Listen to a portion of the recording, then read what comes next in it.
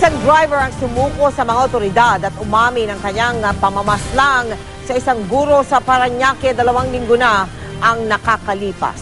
Inusig daw kasi siya ng kanyang konsyensya.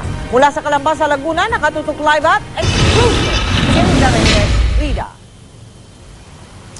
Mel, pasintabi po sa mga naghahapunan, isang naagnas na bangkay ng babae ang na-recover sa isang bangin dito sa Barangay Tulo sa Calamba, Laguna.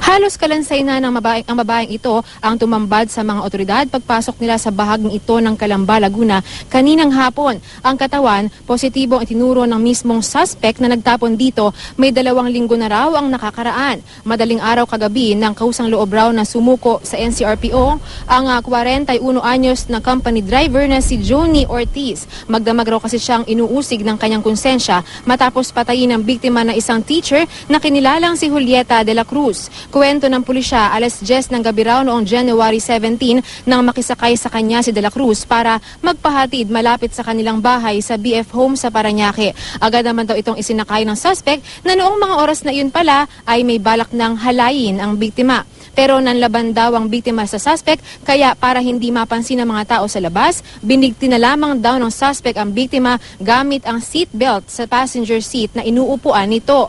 Kaagad raw itong ikinamatay ng biktima. Mula sa Parañaque, ibiniyahe ng suspect ang biktima patungong Calamba, Laguna kung saan itinapon ito sa isang bangin.